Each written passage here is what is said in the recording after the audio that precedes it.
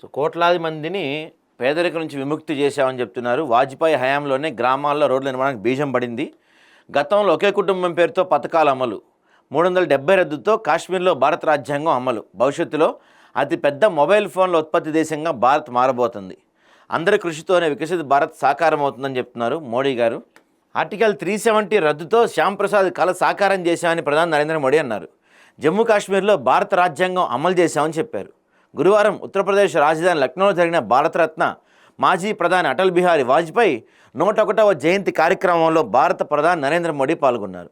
గోమతి నది ఒడ్డున నిర్మించిన రాష్ట్ర ప్రేరణా స్థలను జాతికి అంకితం చేశారు. అనంతరం బహిరంగ సభలో ప్రధాని మాట్లాడుతూ కోట్లాది మందిని పేదరికం నుంచి విముక్తి చేశామన్నారు.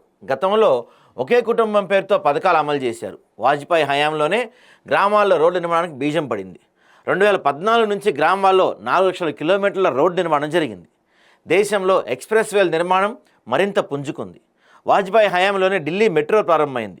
భవిష్యత్తులో అతిపెద్ద మొబైల్ ఫోన్ల ఉత్పత్తి దేశంగా భారత్ మారబోతుంది అన్నారు.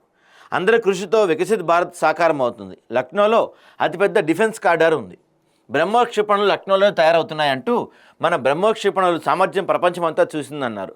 మొబైల్ ఇంటర్నెట్ వినియోగించే దేశాల్లో భారత్దే అగ్రస్థానం అన్నారు. అయితే సుమారు 65 ఎకరాల విస్తీర్ణంలో 230 కోట్ల రూపాయల ఖర్చుతో నిర్మితమైన రాష్ట్ర ప్రేరణాస్థల్ జాతీయ స్మారక సముదాయంలో అటల్ బిహారీ వాజ్పేయితో పాటు డాక్టర్ శ్యాంప్రసాద్ ముఖర్జీ, పండిట్ దీన్ దయాళ్ ఉపాధ్యాయుల ఆదర్శాలకు అనుగుణంగా వారి విగ్రహాలు ఏర్పాటు చేశారు.